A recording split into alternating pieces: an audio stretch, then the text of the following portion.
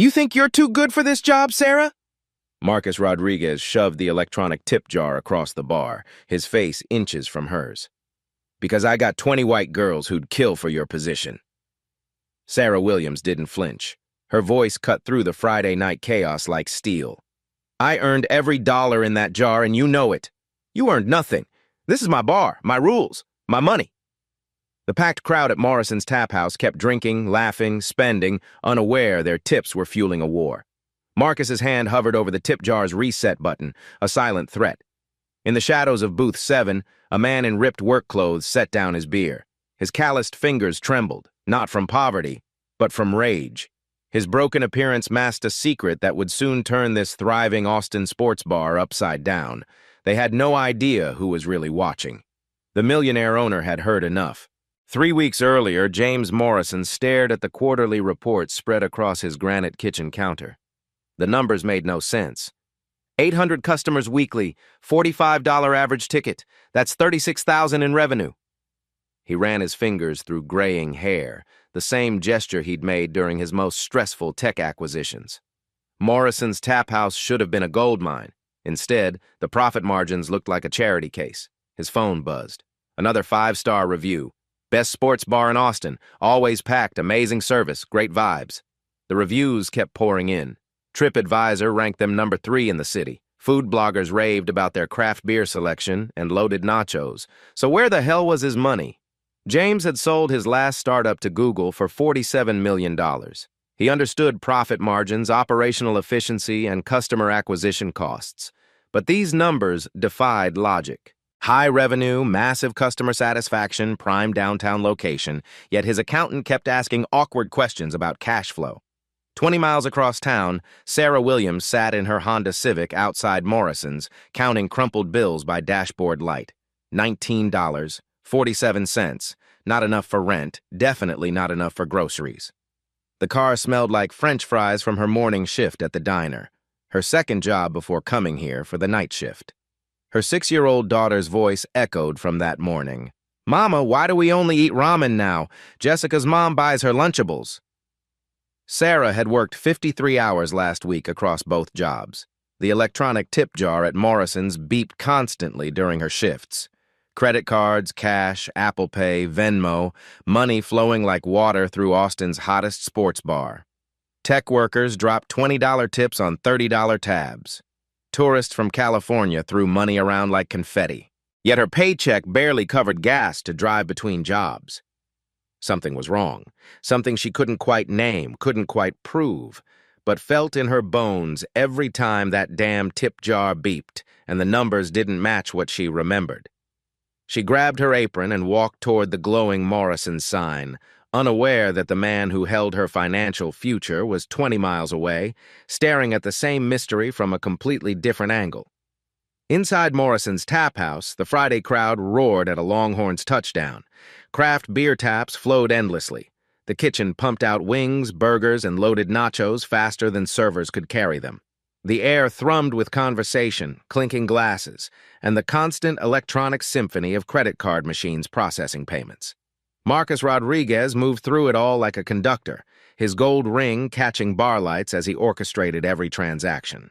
The electronic tip jar sat prominently on the main bar, its blue LED display cycling through credit card payments with mechanical precision. Beep, $8.50 tip processed. Beep, $12 tip processed. Beep, $6.75 tip processed. Sarah delivered another round to table 12, tech bros celebrating a merger, each wearing Patagonia vests that cost more than she made in a week.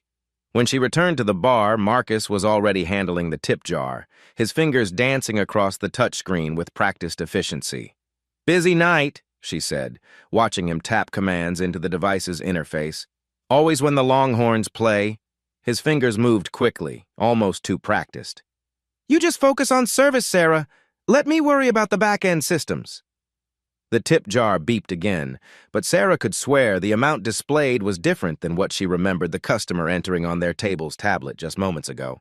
Table 9 waved her over for the third time.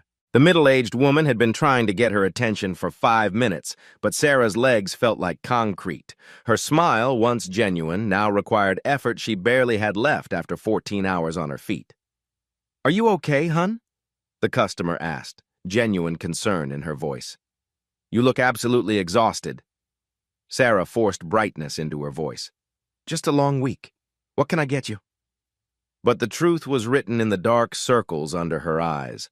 The slight tremor in her hands as she took the order, the way she'd started forgetting table numbers.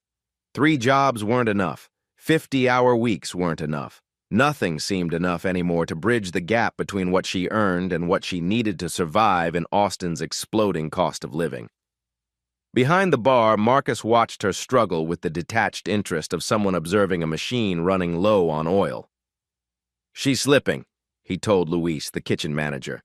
"I might need to cut her hours soon." "Poor performance reflects on the whole team." Luis glanced at Sarah, who was now handling 4 tables simultaneously with the grace and efficiency of someone who'd been perfecting this dance for years. "She looks fine to me, man. Best server we got." "You don't see what I see," Marcus said, his hand resting possessively on the tip jar like a spider guarding its web. "Trust me on this one." That night, as the last customer stumbled out into the Austin humidity, James Morrison made a decision that would change everything. He'd built 3 successful businesses by getting his hands dirty, by understanding every aspect of operations from the ground up. Morrison's tap house was bleeding money despite every metric suggesting success, and spreadsheets wouldn't tell him why. If someone was stealing from him, and the mathematical impossibility of his margins suggested they were, he'd find them the old-fashioned way, from the inside. He opened his laptop and began researching undercover techniques, labor law, and tip pooling regulations. Somewhere in his restaurant, a thief was systematically destroying his dream business, but more importantly, they were stealing from hard-working employees like Sarah Williams, who couldn't afford to lose a single dollar. James Morrison had gone undercover in Fortune 500 boardrooms before, exposing corporate fraud and malfeasance. Now he'd do it in his own bar, among the people whose livelihoods depended on the integrity he'd assumed was there. The Millionaire was about to become Jake, the broke construction worker, and Marcus Rodriguez had no idea what was coming for him. The trouble started with a $137 tab. Sarah set the check presenter down at table 4, where Clayton Patterson III sat with his wife and teenage daughter. Tech money. New money. The kind that came with Tesla keys and entitlement. "This bill is wrong," Patterson announced loudly enough for surrounding tables to hear. "We didn't have 2 bottles of wine." Sarah glanced at the receipt. Every item was accurate, 2 empty Camus bottles still on the table. "Sir, I can walk through each item. Don't sir me." Patterson's voice carried across the dining room. "I ordered salmon, not ribeye, and that wine charge is completely wrong." His wife shifted uncomfortably. Both knew he was lying. "I remember taking your order personally," Sarah said calmly. "Ribeye, medium rare, no mushrooms. You mentioned your wife's shellfish allergy. Are you calling me a liar?" Patterson's face flushed red. "I want a different server, someone who doesn't have an attitude." The nearby tables went quiet. Sarah felt dozens of eyes watching, waiting. Her hands remained steady, voice professional. "I'll get my manager." Marcus appeared instantly, all concerned with charm. "Mr. Patterson, how can I make this right?" Patterson painted Sarah as argumentative and disrespectful. Marcus nodded sympathetically, occasionally glancing at Sarah with disappointed headshakes. "You people always think you know better," Patterson continued, the words dripping with implication. "Well, newsflash. I'm not dealing with some uppity—" He didn't finish the sentence. He didn't need to. "Sarah," Marcus said loudly enough for everyone to hear, "I need you to apologize to Mr. Patterson and his family." The words hit like a slap. Around them, forks paused mid-bite. Conversation stopped. "Marcus, I followed protocol exactly. The customer is always right." His tone carried parental disappointment. "Your attitude tonight has been concerning several guests." It was a lie. Sarah knew it. Marcus knew it. But the truth didn't matter here. "I apologize for any misunderstanding," she said, the words tasting like poison. Patterson leaned back, satisfied. "Maybe she can learn some manners." Marcus composed the entire meal and personally attended to Patterson's needs. Sarah watched from the service station, understanding she'd just lost whatever protection she'd thought she had. 20 minutes later, Marcus called her into his office. The space smelled like industrial cleaner and fryer grease. He didn't offer her a chair. "We need to talk about tonight's performance." "My performance was fine. That customer spends $300 monthly here." Marcus pulled out her schedule and a red pen. "You cost me money with your attitude." He began making marks. "I'm cutting you from 35 hours to 25. You're off Friday and Saturday nights. Carmen gets the VIP section. You'll handle back tables and lunch shifts." Sarah felt the floor drop away. Friday and Saturday nights meant real money. VIP sections meant tech bros with corporate cards. This would cost her $200 weekly. "Marcus, please. I have rent, my daughter." Should have thought about that before tonight. Another mark. Also, a $25 uniform violation fee. Your apron had a stain during the rush. $25 for a splash that happened during service. Sarah stared at her now pristine apron. "I need you to understand something." Marcus leaned forward, voice dropping. "This is my restaurant, my rules. You work for me, and you'll work how I tell you, clear?" The walk back through the dining room felt endless. Every conversation seemed to pause. Every glance felt like judgment. Patterson was still there, laughing with his family. Sarah gathered her things, avoiding Carmen's eyes. Luis from the kitchen gave her a sympathetic nod, but stayed silent. Speaking up would make him the next target. As she pushed through the front door, the electronic tip jar beeped cheerfully behind her, counting money she'd never see while documenting theft she couldn't prove. In her Honda, she counted the singles in her apron pocket. $43 for 8 hours. After gas and childcare, maybe 20 left. She finally understood the game. When customers used her race as a weapon, Marcus used their complaints as ammunition. The more she questioned missing tips, the more racist incidents would somehow find her tables. The more she pushed back, the more her hours would disappear. Tomorrow, she'd start looking for a third job.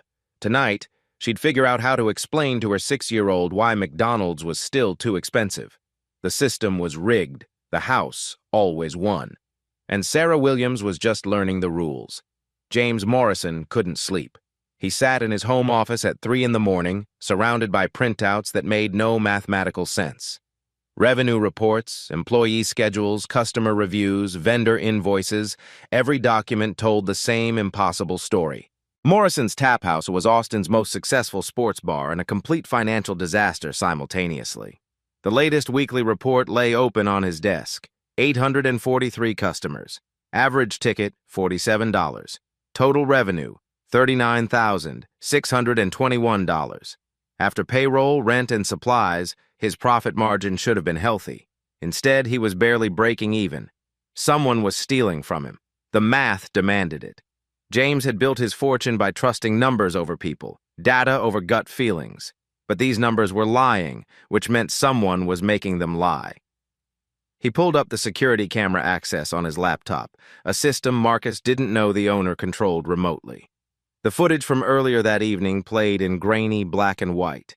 He watched Sarah Williams deliver checks, clear tables, and handle customers with professional grace. He saw Marcus moving between the bar and dining room, always positioned near the electronic tip jar during peak transaction times. Most importantly, he watched the body language. Sarah's exhaustion was evident even through pixelated video. Marcus's territorial behavior around cash transactions. The way other employees avoided eye contact when Marcus was handling money. James had seen this pattern before. During his corporate consulting days, he'd exposed embezzlement schemes at 3 different companies. The signs were always the same: financial discrepancies, employee fear, and one person with disproportionate control over cash flow. But corporate fraud investigations involved forensic accountants and legal teams. This required something more direct. He opened a new browser window and typed, "How to go undercover in your own business." The search results were surprisingly extensive. Undercover boss episodes, private investigator techniques, even academic papers on participant observation in workplace environments. James took notes methodically, the same way he'd prepared for hostile acquisition negotiations. Step 1. Create a believable identity. Jake Morrison became Jake Miller, unemployed construction worker recently laid off from a highway project. Cash poor, time rich, the kind of guy who nursed one beer for 3 hours while watching ESPN. Step 2, physical transformation. James drove to Goodwill the next morning, selecting worn work boots, faded Carhartt pants, and a flannel shirt with honest-to-God paint stains. The clerk looked confused when he paid with a black Amex for $12 worth of used clothes. Back home, he practiced the persona in his bathroom mirror. Slouched posture, tired eyes, the careful way a broken man moved through expensive spaces. He'd grown up working construction summers during college. The muscle memory was still there. Step 3. Backstory development. Jake Miller lived in a studio apartment near Riverside. Divorced, no kids, drinking problem mostly under control, looking for work but not too hard. The kind of customer who made staff uncomfortable but management tolerated during slow periods.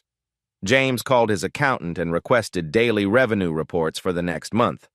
Any discrepancies would be easier to spot with real-time data. He researched Texas labor laws, tip pooling regulations, and employee protection statutes. If someone was stealing from his workers, he wanted to understand every legal avenue available. The final step was hardest. Staying away from Morrison's for 48 hours while his new identity took shape. He needed facial hair growth, deeper exhaustion in his eyes, the subtle physical changes that would make Jake Miller believable. During those 2 days, James Morrison, the millionaire, disappeared. He stopped shaving, started drinking cheap beer, and practiced the particular brand of polite desperation that kept broke customers welcome in establishments they couldn't really afford. On Wednesday evening, Jake Miller walked into Morrison's tap house for the first time. He ordered a Lone Star, left a dollar tip, and settled into booth 7 with a perfect view of the electronic tip jar. The investigation had begun. Marcus Rodriguez had stolen his last dollar, though he didn't know it yet. Night 1, the setup. Jake Miller ordered his second Lone Star at 9:47 p.m. and settled deeper into booth 7. The perfect vantage point, close enough to observe the bar operations, far enough to remain invisible. Sarah Williams approached with professional wariness. Broke customers meant small tips, but they still deserved service. "Another round?" she asked, noticing his nearly empty bottle. "Yeah, thanks." Jake's voice carried the careful politeness of someone who couldn't afford an attitude. "Busy night. Always when the Longhorns play." Sarah's smile was genuine but tired. "You watching the game?" "Not really. Just needed somewhere to sit for a while." She understood immediately. Austin was full of people between jobs, between apartments, between better circumstances. Sarah brought the beer without judgment. At the bar, Marcus handled the electronic tip jar with practiced efficiency. Each credit card tip generated a soft beep, followed by quick finger movements across the touchscreen. Jake watched the pattern repeat dozens of times throughout the evening. Beep, the display shows $8.50. Marcus's fingers dance. Display changes to $6.20. Beep, display shows $12. Quick manipulation. Display shows $8.40. The skimming was systematic, professional, and nearly invisible unless you knew to watch for it. Night 2, building trust. Jake returned Thursday evening, claiming the same booth. Sarah remembered him, the polite, broke guy who tipped what he could and didn't cause problems. "Lone Star again? Please. And could I get some of those free peanuts?" The request carried careful embarrassment, the pride-swallowing reality of stretching every dollar. Sarah brought a full bowl without comment. "The kitchen's about to close, but I could ask Luis for some leftover wings if you want." The kindness was small but genuine.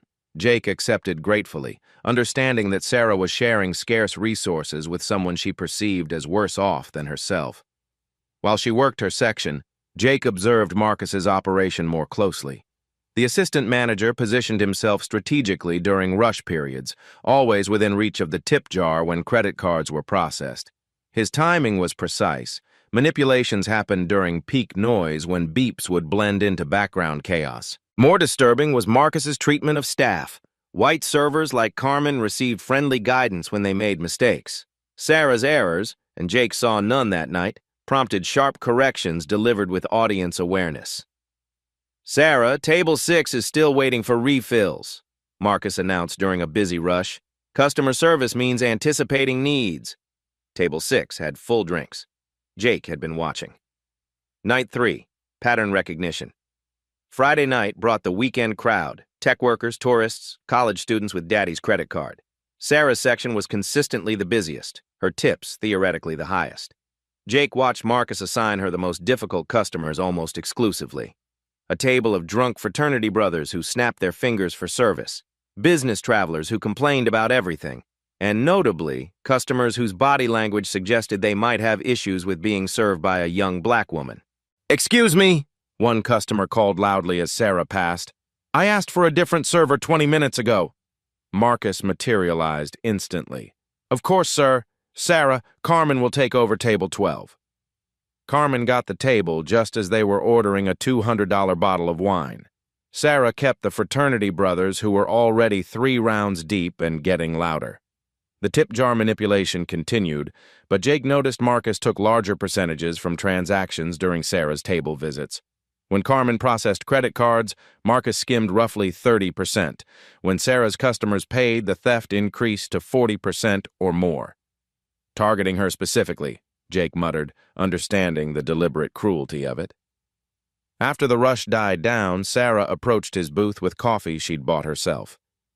"You look like you could use this," she said quietly. "I can't pay for on the house."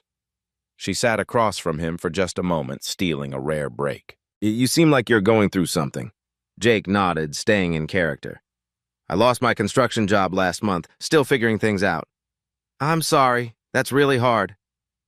They sat in comfortable silence until Marcus's voice cut across the dining room. "Sarah, table 14 needs attention." She was gone immediately, leaving Jake with coffee and the growing certainty that he was watching more than theft. He was witnessing systematic psychological abuse, designed to silence the one employee smart enough to notice financial discrepancies. Night 4, the mechanism. Saturday brought the biggest crowds and the most brazen theft. Jake positioned himself to observe the tip jar's display more clearly, confirming his suspicions about the manipulation mechanism. Marcus had programmed manager override codes that let him adjust tip amounts after processing. The electronic system showed customers their selected tip amounts, but Marcus could alter the final distribution with a few keystrokes. The restaurant's copy showed the reduced amounts. The customer's receipt showed the original tip. Brilliant, Jake admitted grudgingly, and completely illegal. The thefts weren't random. Marcus targeted busy periods when staff couldn't monitor individual transactions, focusing on customers who paid quickly and left immediately. Tourist tables were particularly lucrative. They'd never return to question discrepancies, but the racist targeting of Sarah was becoming undeniable. During a quiet moment, Jake overheard Marcus talking to Luis, the kitchen manager. "The black girl's getting suspicious," Marcus said quietly. "Keep her busy with extra side work. Tired people don't ask questions." Luis looked uncomfortable but nodded. Jake understood the dynamic. Luis was undocumented, couldn't risk his job by challenging management. Throughout the evening, Sarah worked twice as hard as other servers for systematically smaller returns. When she questioned an obviously incorrect tip total at the end of her shift, Marcus's response was swift and public. "Sarah, you need to trust the system instead of creating problems. Are you saying our equipment is wrong?" The question was a trap. Challenging the tip jar meant questioning Marcus's integrity, which meant questioning management, which meant putting her job at risk. Sarah backed down, but Jake saw the frustration in her eyes. Night 5, the breaking point. Sunday evening was slower, which made the conversations clearer and the theft more obvious. Jake had been coming for 5 straight nights, establishing himself as part of the furniture, the harmless broke guy who nursed beers and caused no trouble. Sarah approached his booth near closing time, exhaustion written in every movement. "Long week?" Jake asked gently. "Try to live a long life." She glanced around, confirming Marcus was in the kitchen, then sat down heavily. "Can I ask you something?" "Sure." "Do I seem like a difficult person to you? Like someone with an attitude problem?" Jake studied her carefully. "You've been nothing but kind to me. Professional with everyone else. Why?" Sarah's composure cracked slightly. "Because my manager keeps telling me I have attitude issues, but I can't figure out what I'm doing wrong. I work harder than anyone here. I know this job inside and out, but somehow everything's always my fault." "Maybe it's not about you." Jake suggested carefully. Maybe it's about control. The words hung between them. Sarah looked around again, then leaned forward slightly. You want to know the truth? Her voice dropped to barely above a whisper. I work 50 hours a week and take home $320 because he steals our tips. But I can't complain because every time I question anything, he finds some racist customer to humiliate me with.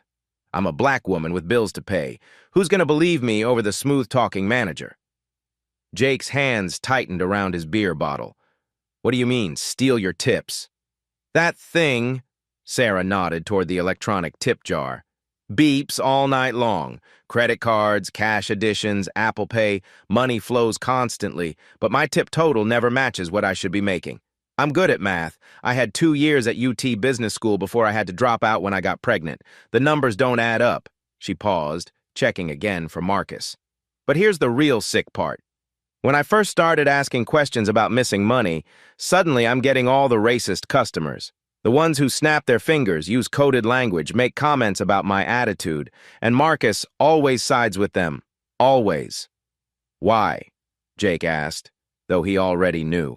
Because it gives him cover. Every time I complain about theft, he can point to customer complaints about my service issues. I become the problem employee instead of the one noticing problems. Perfect system. Tears threatened at the corners of her eyes. My daughter asked why we only eat ramen now. How do you tell a 6-year-old that mommy's boss steals her future?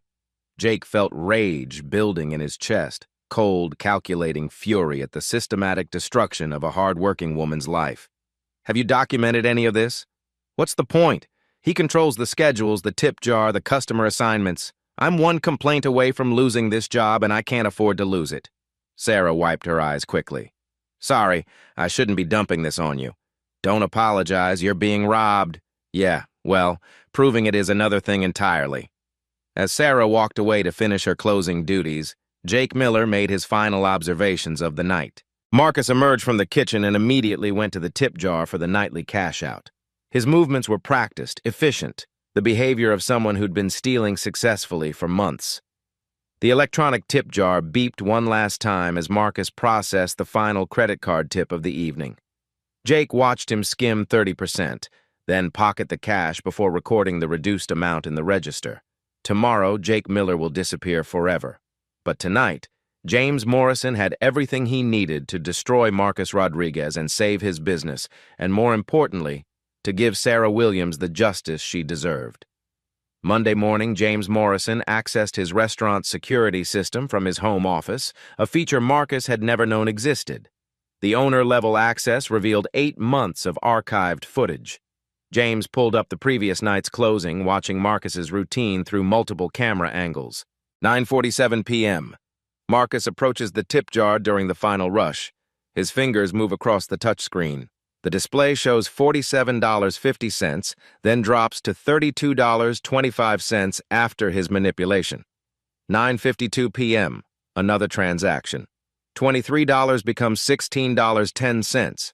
9:58 p.m. A customer's $35 tip reduced to $21 in seconds. James documented each theft with timestamps and screenshots. The pattern was systematic, professional, extensive. Every busy period, every credit card tip, every opportunity.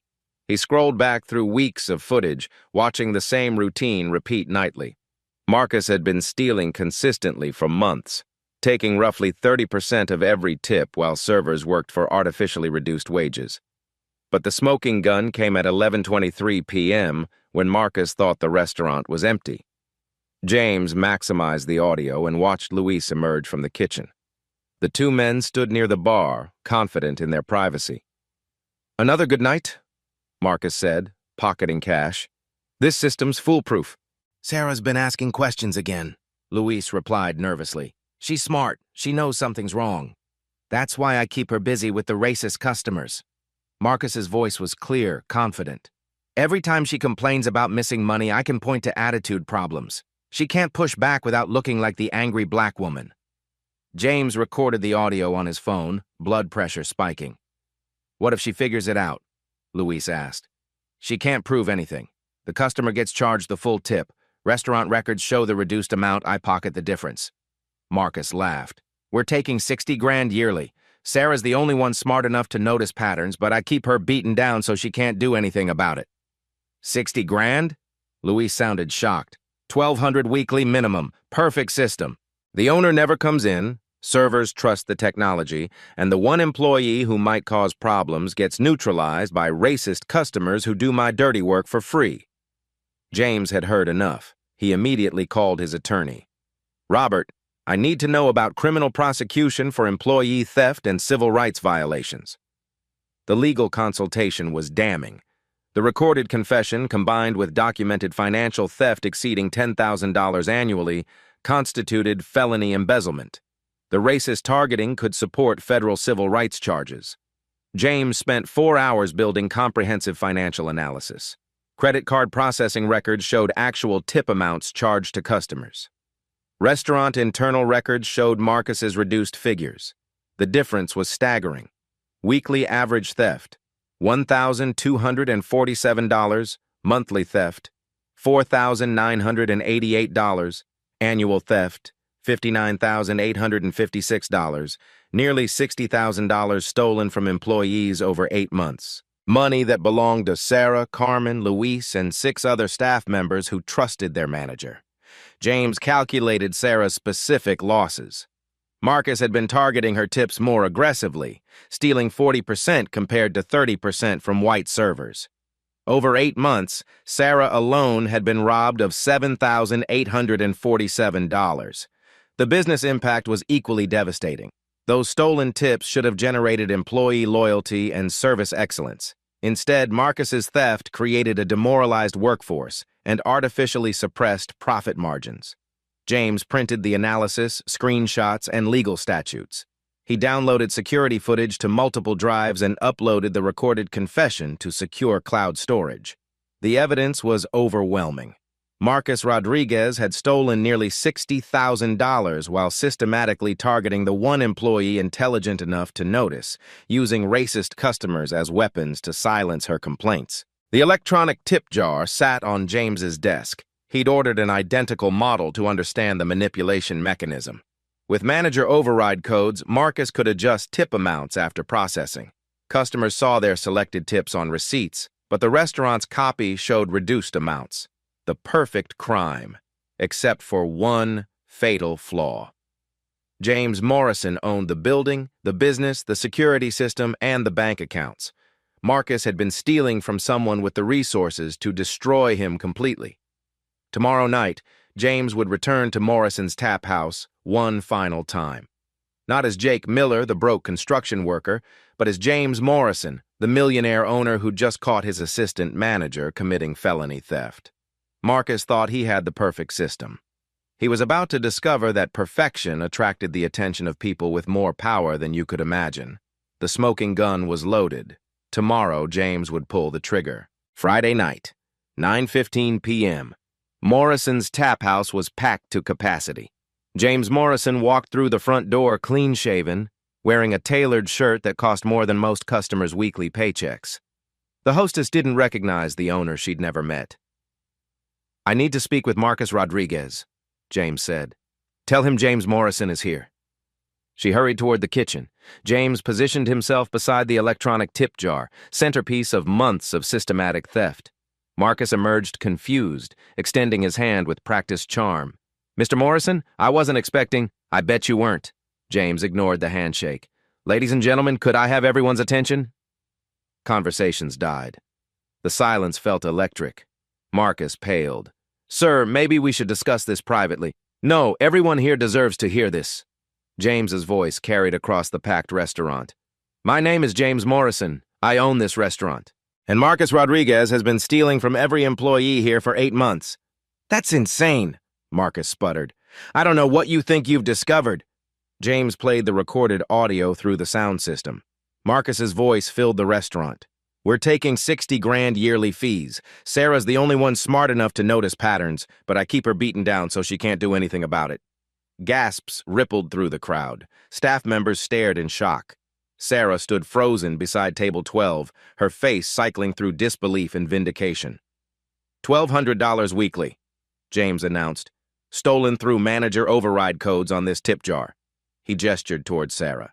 But Sarah Williams was targeted specifically because she was smart enough to notice. You don't understand the context, Marcus tried.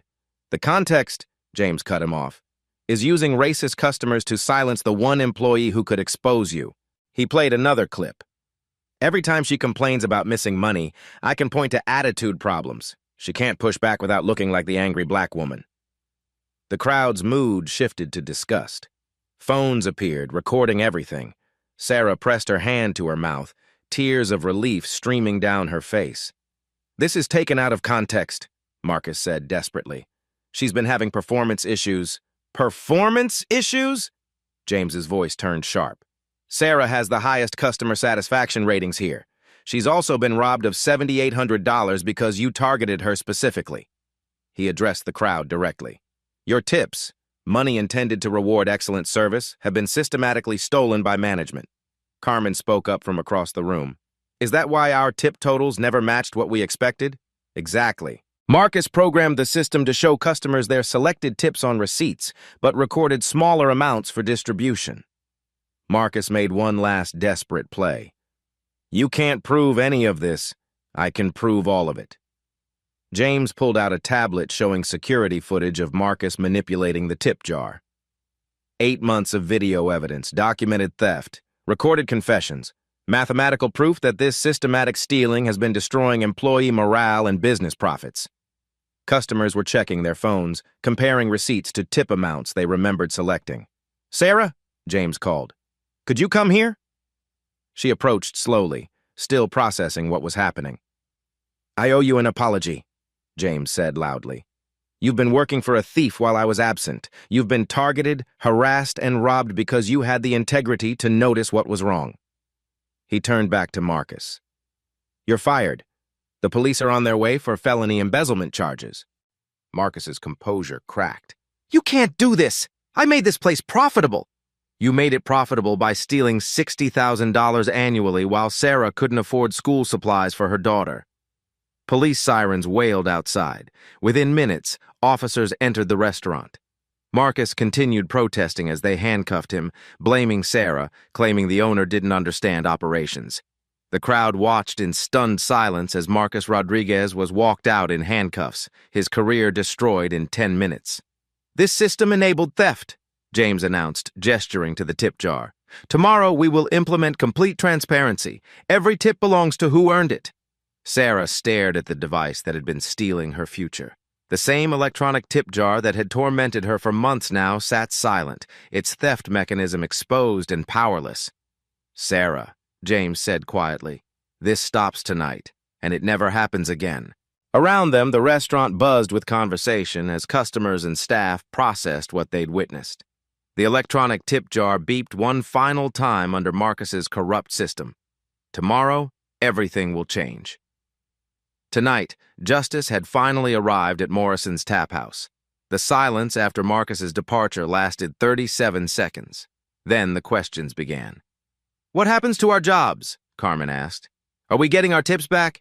Danny, the bartender, called out. James Morrison raised his hands for quiet. First, nobody loses their job because of Marcus's crimes. You're all victims here, not accomplices. Relief spread across every face. Austin's service industry was brutal. Losing steady work meant disaster. Second, yes, you're getting every stolen dollar back. I've calculated 8 months of theft down to the penny. Sarah alone was robbed of $7,800. Carmen, $4,600. Luis, $3,200. Sarah's knees nearly buckled. $7,800 meant her daughter's school activities, new clothes, dinners beyond ramen. Third, we're implementing changes tonight that make this impossible to repeat. James looked directly at Sarah. I've spent 5 days watching you work. You handled difficult customers with grace, protect newer staff from harassment, and maintain professional standards under impossible pressure. You also have business education and mathematical skills to spot irregularities. He paused. I'm offering you an assistant manager position with full authority over cash handling and employee protection. Will you accept? The restaurant erupted in applause. Carmen whooped. Luis started chanting Sarah until everyone joined. Yes, Sarah said, tears streaming. I accept. James pulled out his phone. Robert, New tip system installed tomorrow morning. Complete transparency, real-time tracking, no manager override capabilities. Yes, Saturday. The triple rate is fine. He hung up and addressed the crowd. By tomorrow evening, we'll have technology showing every tip in real time. What you earn is what you keep. Sarah, your first responsibility is creating anti-discrimination policy with teeth, zero tolerance for racist customer behavior, immediate consequences for enabling harassment, clear reporting procedures directly to me. Sarah stood straighter. What about customers who refuse service from black staff? They can leave. We reserve the right to refuse service to anyone who disrespects our team. That goes on every menu and the front door. A customer at table 6 stood up. What if that costs business? James looked at him directly. Any business depending on tolerating racism isn't worth having. We're building a workplace where dignity isn't negotiable. The man sat down. Other customers nodded approval. Now, immediate compensation. James pulled out his checkbook, drawing amazed stares. Sarah, $7,800. Carmen, $4,600. He wrote checks methodically, calling each employee forward. When Luis approached hesitantly, James spoke quietly. Your immigration status is safe here. You were coerced into silence. That ends now. Luis broke down as he accepted $3,200, more than he'd ever held at once. The ceremony continued until every employee was made whole. Total, $47,460. These aren't bonuses, James explained. This is theft recovery. Your money returned with interest. As staff examined their checks with disbelief, James outlined new operations. Sarah manages all tip distribution and employee relations. Problems with customers, scheduling, or workplace treatment go through her. She reports directly to me with my personal number for emergencies. He turned to customers. You've witnessed something that should never have been necessary. Morrison's Tap House is now committed to being Austin's most ethical employer. Fair wages, transparent tips, zero tolerance for discrimination. Spontaneous applause erupted. Customers approached to congratulate Sarah. One more thing. We're implementing profit sharing. When the restaurant succeeds, everyone succeeds. Sarah stepped forward, voice carrying new confidence. I want to thank everyone who witnessed what happened tonight. Change doesn't happen in isolation. It happens when good people refuse to stay silent about injustice. She looked at the electronic tip jar. This device was used to steal our dignity along with our money. Tomorrow it becomes a symbol of fairness. The transformation was already visible. The staff stood taller, spoke freely, moved with the confidence of people whose worth was recognized. As the evening wound down, James and Sarah established new procedures, reporting mechanisms, and planned training on Sarah's anti-discrimination policies. Thank you, Sarah said quietly, for believing me when I couldn't believe myself. Thank you for noticing what was wrong and having the courage to speak the truth to exactly the right person. Around them, staff and customers buzzed with energy from witnessing justice in action. The electronic tip jar sat silent, its theft mechanism disabled forever. We're posting the new policies Monday, Sarah announced to the remaining staff. Customer conduct standards, transparent tip distribution, employee protection procedures. Anyone who disrespects our team gets one warning, then permanent ban. Carmen raised her hand. What about scheduling fairness? Algorithm-based rotation, Sarah replied confidently. No favoritism, no punishment shifts, equal access to primetime earnings. Luis emerged from the kitchen with tears in his eyes. I can send money to my family in Mexico now. Real money. That's what honest work should provide, James said. Dignity, fair compensation, and hope for the future. The last customers began leaving, many stopping to shake Sarah's hand and promise they'd return to support the changes. Word would spread quickly through Austin's tight-knit service community. By midnight, Morrison's Tap House was empty except for James and Sarah, planning the revolution that would begin tomorrow. New technology, new policies, new leadership, all centered on the radical concept that every worker deserved respect. The electronic tip jar beeped one final time as the old system shut down. Tomorrow it will be replaced by transparency, accountability, and justice. The theft was over. The transformation had begun. 3 weeks later, Morrison's Tap House felt like a completely different restaurant.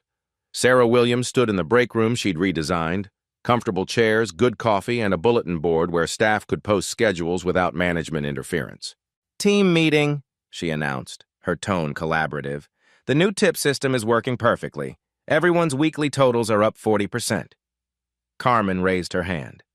I made more in 3 weeks than 2 months under Marcus. Murmurs of agreement filled the room. The transparent tip display had transformed everything. Customers saw real-time distribution, staff knew their exact earnings, and the psychological weight of constant suspicion had lifted. Luis, how's the kitchen feeling? Sarah asked. Luis smiled genuinely. Good, really good. No more fear.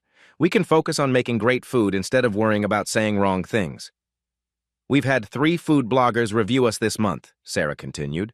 All mentioned the positive energy. Turns out when staff aren't being robbed, customer experience improves. Danny, the bartender, spoke up.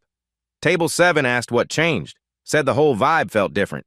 I told them we got management that respects employees. Sarah nodded. Customer conduct policy update. 2 inappropriate incidents this week.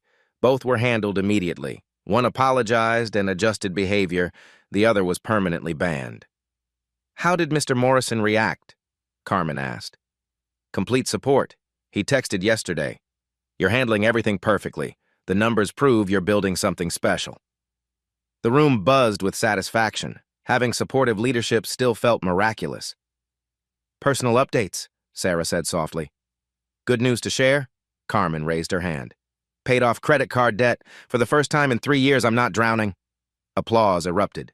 Luis? My daughter starts college in fall.